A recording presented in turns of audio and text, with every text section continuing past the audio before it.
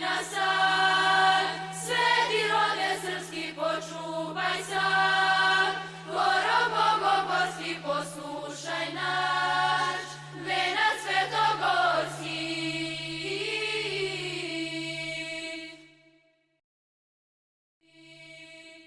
Jednom prilikom, ja i Popadija odemo u Egipat i tamo u hotelu bila jedna grupa ljudi sa nama. Međutim, pre nego što ljudi odu na godišnji odmor, uvek valja malo da se raspitamo gde idemo, šta tamo da očekujemo od tog naroda koji tamo živi, od hrane, od ovoga, od onoga, da bismo koliko toliko bili psihički pripremljeni na odmor. Budući da mi ljudi nismo baš nešto mnogo išli, mi smo išli u Crnu Goru, to nam je bio uglavnom odmor, sad se ide malo, onda se krenulo u Grčku, dosta Srbi idu tamo, ali ima i oni koji vole da eksperimentišu, da odlaze na razna mesta. Naravno, cela planeta je naša zemlja, niti je išta srpsko, niti je išta bilo čije, samo je sve Božije i Bog je taj koji dopušta da mi tu živimo. I zove nas da odemo svuda, što je opet lepo, da se sve to vidi. Međutim, nekad ljudi tako, i kad imaju finansijskih sredstava, odu zato što su čuli od nekih ljudi da je tamo negde lepo, ali ne pripreme se. Te Egipat, tamo, ta Turska recimo i tako te neke zemlje islamske veroispovesti su opet posebne i po hrani, i po temperamentu, i po načinu ophođenja i po svemu. Recimo konkretno tamo u Egiptu i pogotovo po tim siromašnim zemljama, ljudi su dosta naporni tamo koji žive, oni toliko spopadaju turiste, da im uzmu pare da kupe nešto od njih, da to prevazilazi svaku meru. Oni su tamo toliko spopadali te turiste, da su turisti počeli da izbegavaju da dolaze u Egipat. I onda je vlada shvatila o čemu se radi, onda su doneli zakon da ne smiju da pipnu turiste. Lovili su ih, hvatali su ih na vata i policija iz Lema i bacali ih u zatvor i svašta je tu bilo, bilo je to baš rigorozno. Jer turisti se ne osjećaju, dođi čovječe, vučete za rukav, ne možda prošetaš pijacu. Ideš na taj njihov tamo bazar, od njih izlati 50 na tebe, pogotovo tim u afričkim zemljama, 50 njih na tebe sa svih strana, uplaši se ljudi, znaš, ne znaš jezik, on tamo se dere, viče, šta ti znaš, sad sam ti došao, druži, nikad više, aj ćao. I tako, onda su posle napravljene tu neki dogovori, iako taj zakon i dalje važi, pa oni na jedan lep način, kao trgovci, tebe nahvataju. Znači, to su navalentni, ne diraju te, do duše ne vuku te, ne zaključavaju te dok ne kupiš nešto, ali opet na jedan drugi način radi. Međutim, ja sam već znao šta mogu da očekujem od njih i samo sam rekao ženi, šta god ti neko priđe i kaže ti ne razumeš, što sam kažeš no thanks. Samo no thanks. I samo tako ideš i baš te briga i sve to. Ležimo mi na plaži, pa ste sad, hoću brate da se sunča malo, da skine mantiju sa sebe, da malo da mi ima ono kada pop dođe na plažu pa se skine, oni svi ne mogu da gledaju ovako, belo, brale, koža bela, si u mantiji non stop. Malo bre, su sunča mi ja da vi vidi sunce malo, leđa, stomak, se kupam, da uživam, počitam knjigu neku lepu koju hoću i da odspavam, brate, na plaži, hoću da zadremam ovako, samo šešir da navučem kao kad odem u Borovnice i da zadremam. Malo, eto ti ga neki, excuse me, sir, ovo ono, ja ovako pogledam koji je sad, naravno, niko, kaže on, where are you from? Odakle sam? Ja kažem Srbija. O, Žika Pavlović, ne znam. I sad, znaju oni te fore, kako će kome šta da priđu i sve to. I on hoće da me masira, rekao, ne, hvala. Ok. Tomorrow, rekao, ko bre ovi naši, bre, kad sedneš u Knez Mihajlovu da popiješ kafu ili negde da sedneš nad prometno mesto, to je njih 100 ti dođe tražiti pare, to je strašno. I ja nastavim, kada eto, posle 2 minuta opet neko. Ja ga gledam, hoće snorkeling, da ideš tamo da gledaš pod vodom one ribe, rekao, batali me, prijatelju, hoću da ostavi me na miru, no, thank you. Onda dolazi neki tamo, hoće da mi turi noge u akvarijum i da mi neke ribice tamo jedu mrtvu kožu sa nogu. Kaže Ivana, rekao, šta hoće? Rekao, žano, ja ne mogu ti upišeš šta hoće. Rekao, prijatelju, ostavi na miru. I onda tako ležim i dolazi četvrti, znači to je u roku od pola sata, njih 4 tu dolaze. I taj četvrti, ne znam šta je on hteo, i ja ne reagujem, ja već kuntam onako pomalo. I on onako progunđa kao praviš se da ne čuješ, znaš, u tom fazonu, kao kulira me i tako. Ja podignem na šešir i pogledam ga ovako, ja sam na odmoru. Sorry, i ode. Tako da to zna da bude mnogo, mnogo naporno. I čovek kad ide tamo mora, recimo ja znam tamo kad idem, nisam išao mnogo puta, samo jednom do duše, ali znam kada, da ću da budem gladan i da će oni da me smare. Ali morate da znate i da naučite da svaki put, da bilo gde da idete, jedna šansa da nešto novo naučite. Da nešto vidite, da nešto shvatite. I to je ono što je poenta celog putovanja našega. Da naučimo nešto, da vidimo nešto, da shvatimo. I onda ja gledam tako, razmišljam, rekao, eto vidiš, isto sunce sija i u Srbiji, i vamo, i u ovoj Africi, i ovde, i onde. I tako, isti ljudi, malo su ovde, malo su onde, probleme nose svoje sa sobom i tako. Baš kad je o tome reč, tu je bio u hotelu, mojom grupom, došao jedan naš gedža, koji je bio magnet za takve ljude. Sad im pričam. Zato što je lik stavio nekoliko kajli oko vrata, zlatnih. Izgleda neki biznismen je u pitanju, ali okićen malo više zlatom, i onda kad ga ovi vide, pravo na je, ja konopče, na konopče drveni krstić, a on, brale, lanac. Opa, ova ima para, odri, non stop. Oni su njega toliko saletali da je meni bilo žao čoveka. Znači, verujte mi, ja sam to gledao i ne mogu da verujem šta oni njemu rade. Znači, bilo da je šetao, da je bio u hotelu, da je bio ispred na plaži, da je bio pored bazena, ne znam gde više da je bio. To oni su njega saletali. Čak sam jednom video kada je bio u bazenu sa detetom, prilazi mu čovek i od pozadi, znači ga pita nešto i pipa ga i pokazuje mu neki kataloge, sve to.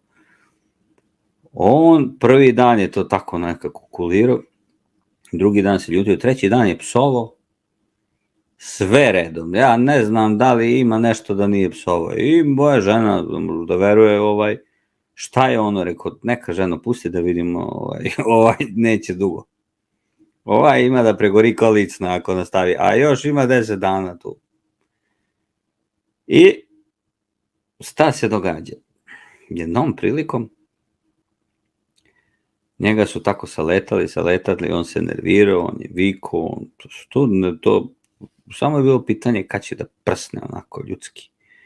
I to se desilo jednog dana kad smo bili u menzi, prišao mu je jedan čovek, onako ne deluje da je iz ove grupe ovih lešinara, da tako kažem, koji su jurili, trčali na sve strane, ali dobro, ne mogu da kažem tako, mislim, jesu nepristojni, jesu sve to, ali su oni bore za zarade svoje leba, tako da, eto, ajde, šta ćeš.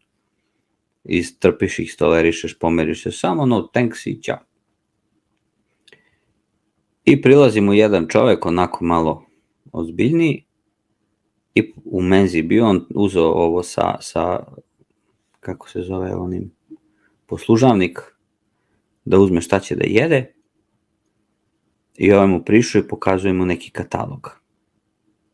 On je čovjek poludeo, znači tu je bila tačka pucanja, on bacio onaj poslužavnik na sred restorana, počeo da mu psuje majku i oca, pa dobro, pa vi niste normalni, pa ja više ne mogu ovde da budem, pa šta hoćeš više od mene, zašto me juriš, zašto me pratiš, jesam ti rekao da neću, znači čovek se tako izvikao na njega, da ovaj čovjek nije, samo što nije počeo da plače.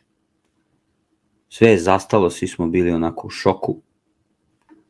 Ovaj čovjek što je držao onaj, što je imao te kataloge, on onako se izvinuo i izašao iz menze i otišao. Ovaj je isto izašao iz menze, otišao i on na drugu stranu, i on je poludeo, posle žena mu nosila da jede. I konobari su prišli, počistili su ono. Sutra dan počinje njegova agonija. Dođe on na plažu, bude tu na plaži, onako on ljut, nikomu ne prilazi. A on onako, gleda, prilaze onako ljudi, idu, dođu do mene, ovi drugih ljudi, kad njega vide, samo ga zaobiđu i odu dalje. I on sav srećen, tako treba. Mora da im se kaže ko je gazda, da to nisam uradio, sad bi nas ometali, sad ću napokon ja da uživam kako treba i tako dalje, a dokle oni misle, mora da im se pokaže zubi i tako, oni to pričaju, ok. Međutim, on zovne onog dečka da mu donese pivo, onaj dečko ne reaguje, ignoriše ga. Ode kod drugih, okrene glavu, on jedan put ga zovne, drugi, treći put, niko ne dolazi. On dođe u menzu, otvaraju oni vrata svima, tamo njemu ne hoće da otvore. On dođe u menzu, dođe kod onog kuvara što sprema tamo jaja, ono što kajgane, ona čuda. I kad dođe on na red, ovaj ubaci nekog drugog preko reda, neće njega da usluže. On kao, čemu se radi, šta je ovo, kao, sorry, samo njemu viču sorry i ne primaju ga uopšte. Dolazi u prodavnicu, suvenirnicu u hotelu, za kupovanje suvenira, ajde ima što ima tu, ajde. On dođe, pa pokrene zatvoreno i zaključa klik. On kao kuca, i to kuca onako prstenom, kao šta sad, i koliko je sati, on kao još nije vreme, kao, i okrene se i ode. I je onda skonto da su ovi njega počeli namerno da ignorišu i da ga kuliraju i da ga bojkotuju. To je postalo baš onako, mogu da kažem, baš iznenađujuće, onako baš iritantno, pogotovo njemu, a i meni ga bilo žao u jednom trenutku, stvarno, međutim, čovek je tražio sam, dobio to što je tražio, on je otišao kod gazde hotela, naravno, on se toliko drao da smo mi čuli tamo ispred. To nam je bila cela okupacija, gledali smo da vidimo šta će da bude sa njim. I ja sam biznismen, ja zarađujem mnogo, kakav je ovo način, sam došao na odmor, mene svi bojkotuju, me jure, ovo, ono, i tako dalje. I šta će, kako će, to je već trajalo nekoliko dana, on više ne ide u menzu, žena njegova ode pa mu donese hranu. Ona ode da donese pivo, neće niko da ga usluži, svi ga ignorišu kao da ne postoji, kao da je šugav, sam ja ovde šugav i nećete meni da uslužite i tako, ja sam platio. I njemu žena kaže, reko, čoveče, reko, nemoj da si ponosan tako, idi izvini se čoveku. Napravio si haos, ona ga smirivala, on ludio tamo, ona uže, smiri se, šta ti je, si normalan. Ma šta ti, pa to ovako, onako. I on kaže, idi izvini se čoveku, nemoj da nam upropasti ovo odmor, znaš, on već više i ne spava, se nervira i psuje što je nezadovoljan, što je došao uopšte tu i tako. I ajde, on reši da ide, da on raspravi sa tim čovekom iz menze celu tu situaciju, šta je to bilo, ne bi li, eto, na neki način zbog žene smirio malo situaciju. I odlazi on i traži ga. I svi mu kažu da nije tu. Na kraju mu menadžer na recepciji kaže da je čovek dao otkaz tog dana kada ga je tako isprozivao i kada ga je napao. Da je čovek dao ostavku odmah, došao dole, izvinuo se svima i dao ostavku. Sad njemu to krivo. Nije on to hteo, tako, znaš, nekako naišao u pogrešno vreme, pogrešno mesto, ali pa on onda, znaš, išao tim taksijem po gradu, pa on njega pita da li on zna ovoga i njemu taksista ispriča celu priču o tom čoveku koji se zove Muhamed. Tamo se svaki drugi, treći čovjek zove Muhamed. I taj Muhamed je živeo u Kairu, 6-7 sati vožnje kolima odatle po lošem putu. Ima bolesno dete koje pokušava da izleči, neće da ga prime u bolnicu, jer nema dovoljno para. I ima 4 dece, nema ženu, žena mu je umrla. I njegova deca čuvaju to bolesno dete, a on je uz pomoć veza i preporuka došao da radi u taj hotel. Jer taj hotel bi navodno posle par meseci mogao da isposluje da dete prime u bolnicu i tako. I to mu je bio prvi dan. Gazda ga je zaposlio tu i rekao mu je, slušaj, ajde, dobro se pokaži, nemoj da se ja tu pokajem što sam te zaposlio i tako dalje. I taj prvi dan on naleti na ovog našeg Hulka. Hteo je da ostavi dobar utisak, davo mu je neke brošure da vidi, bio veoma ljubazan i tako dalje, međutim on, ko zna koji je bio po redu, nije dobro bio pripremljen na to, iznervirao se, napravio je takvu spektakl, takvu scenu i čovek je prosto povredio i čast i obraz i sve ostalo i vratio se nazad kući u Kairu. I on kaže, rekao, zato su svi u hotelu ljuti na vas, zato što čovjek ima i bolesno dete i sve ostalo i deca se samo kući čuvaju, on je ovde radi, čovjek od crnac, ne bili, što se kaže, ne bili svoju decu izveo na pravi put. I sad on se vraća u sobu, sad mu to krivo. Nije on to mislio da će to tako da baš da bude, da će to tako sada izgleda. I to ga je baš mučilo, nije mogao ni da spava, ni ništa. Prestao više da priča i sa ženom i sa svima. To ga onako baš jelo. I jedne noći moja Ivana nešto čitala knjigu. Bila u sobi, ja sam otišao tamo na onaj dok, tu imaju one klupice. I seo sam na klupu, gledao mesečinu i slušao talase. I tako razmišljao o raznim stvarima. Molio se Gospodu Bogu s brojanicom i slušao ono što je on stvorio i razmišljao kako je to sve divno Gospod stvorio i ta stvorenja i ljude i sve. Kad eto ti njega ide on. Dolazi, sede na klupicu dijagonalno od mene, preko puta mene. I uzdiše. Vidi se da je onako baš namučen. Cijela ta situacija ga baš onako dobro namučila, došao čovjek na odmor. Ali što kažem, ja poveo sebe sa sobom. I on u jednom trenutku pogleda u mene, onako u fazonu, šta da radim ja sad? I sad svi smo mi znali šta se tu dešava i on je znao da svi mi to znamo. Mnogi ljudi su ga izbegavali, Italijani i ostali su bežali od njega. Govorili da on nije normalan, u stvari, kako onda objasni da je i on žrtva, eto, pogrešio je, ali sad ima osjećaj da ga niko ne razume.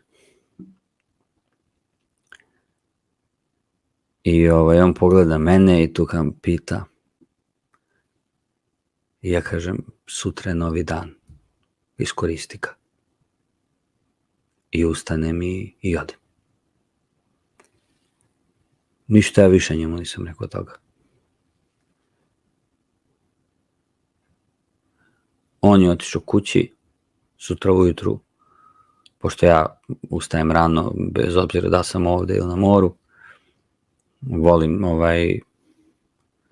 ne volim vrućinu tu u toku dana, tad malo legam da odmorim, ali preko dana, jutro volim, jutro je jako lep deo dana, da ga iskoristim. I vidim ja već on ustao, ako je uopšte spavao. Sasvim drugi čovjek. Vi ne možete da vidite to lice, namučeno puno bora, odjedanput sasvim drugi čovjek. Radostan i srećan, trči prema hotelu. Ja rekao, Bože, sad ću skupljam školjke tamo, rekao, ajde ću batalim ja ove školjke, rekao, da idem ja da vidim, rekao, gde će rekao, sam ga posavjetao, ko zna šta, rekao, da mi rešio da ubije nekog do nas, šta znam ja, šta je on. Ja sam mu rekao, novi dan, iskoristi ga, sad šta je on smislio, kako će da ga iskoristi, ja to ne znam. Otišao na recepciju, udara tamo ono zvono, oni manje više ga ignorišu, međutim ono toko lupa ono zvono da izađe kao, hoću sklonim zvono, batalim. I on kaže, molim vas, ja nešto priča njemu tamo, hoću da razgovaram sa gazdom hotela, molim vas, hitno je, ovo ono, sve je u redu, nemojte da mislite nešto, molim vas, pomozite mi, i to, ništa, kaže, gazda će da dođe toliko sati. Molim vas, zovite me čim on dođe, rekao, dobro, on ode, bato, u prodavnicu, neće da mu otvori vrata, on kuca, molim te, otvori mi vrata, molim te, uđi unutra, pokupuje pola prodavnice. Dođe gazda, on ode kod njega, razgovara sa njim, i zovne onog taksistu što ga je vozio, potovari one stvari, onaj taksi, i kaže on, vozi me u Kairo. Gde, rekao, te vozim? Rekao, vozi me u Kairo, kod Muhameda.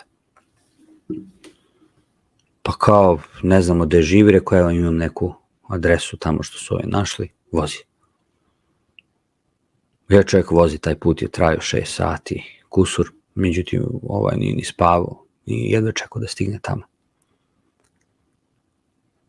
On je došao tamo ispred njegove kuće, iznosi one stvari, kuca tamo na ona vrata, otvaraju dečica, ona njihova, mislim, šta ti znaš, i on kaže, Muhamed, mislim, a ovi mu od deca mu pokazuju ovako, klimaju glavom i zatvore vrata. Neće da ga pusta, nije tu. I on stoji ispred skoro celo vreme dok nije došao s posla s biciklom, kad je video ovog čoveka ispred svojih ulaznih vrata, zbog koje je dobio otkaz, samo ga nije kap strefila. I prilazi i onako kao, šta ćeš ti ovde? Kaže, molim te, dozvoli mi samo, ja se stvarno izvinjavam, ja stvarno nisam znao. Eto, bio mi je loš dan, ja to nisam baš tako hteo, ja sam čuo da si ti dao otkaz. Molim te, izvini, eto, došao sam da ti se izvinem i tako. Rekao čovjek kako i šta je. Ga pozove da uđu u kuću, oni uđu tamo u tu kućicu kod njega, posede dole na pod. Dete tamo kašlje u krevetu, deca oko njega, priđu, on izvadi iz taksija poklone, sveske, olovke, igračke, garderobu, hranu. Ovaj mu dao jeftinije tamo u prodavnici kad je čuo za koga je, zašto ide i tako. I kaže Muhamedu ovako, ja sam pričao sa gazdom hotela, da deca ne bi bila bez tebe i da ti ne bi bio bez dece, on će da ti da jednu sobu koja je za poslugu. Ja te molim da se vratiš na posao i tvoja deca će poći sa tobom. A ja sam ti već završio da to dete prime u bolnicu. Kad dođemo tamo u hotel, čekat će ga bolnički lekar i sanitet i prevešće dete u bolnicu, ali da se vratiš na posao. I da mi oprostiš zbog ovoga što sam ja uradio.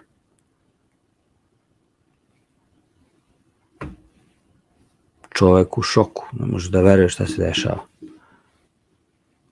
Pristane on nekako, spakuje decu, on doveze, dolaze njih dvojica zajedno, uzu u Kairu hotel, jednu noć prenoćuju dok nije spakovao stvari, sedeju oni u taksi, vraćaju se oni nazad, naš sve plaća, nije sporno,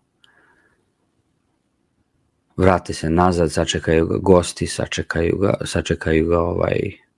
ga sa recepcije, vode ga tamo u sobu, dete u sanitet, odlaze, ovo ponovo primaju. Ja sam bio taj dan na ručku, kad je čovek posle 8-9 dana boravka tu ušao prvi put u ponovo u kantinu tamo da jede. I on ulazi i kreće aplauz. Konobari i kuvari mu aplaudiraju i mi se priključujemo. I on počinje da plače.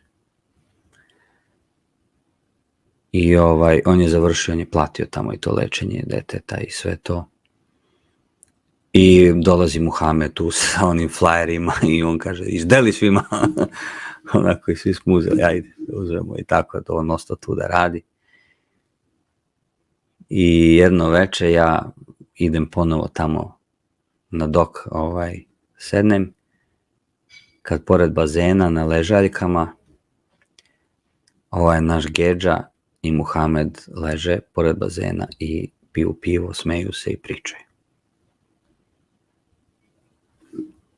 I tako su do kraja odmora tu bili, da ne kažem su postali prijatelji, ali je našao svoj spokoj, našao je svoje smirenje. Priča je ovako prilično jednostavna, a prilično neverovatna. I malo čoveka navede na jedno razmišljanje, meni je baš bio lep odmor kad sam bio svedok jednom happy endu, jednoj pobedi ljudskoj. Eto, taj čovjek, kako sad to gleda, ja ga pozdravljam ovom prilikom i čestitam mu na tome što je pobedio sebe, svoj ponos. Jer ponos je taj koji čoveka zapravo uništava. Ponos je taj koji se ispreči, to je gordost, druga reč za gordost.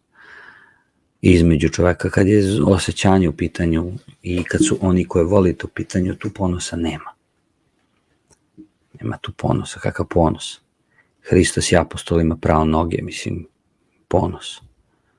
On ih voli, sad možda zamislite, oni su bili ribari, da su oni sekli nokte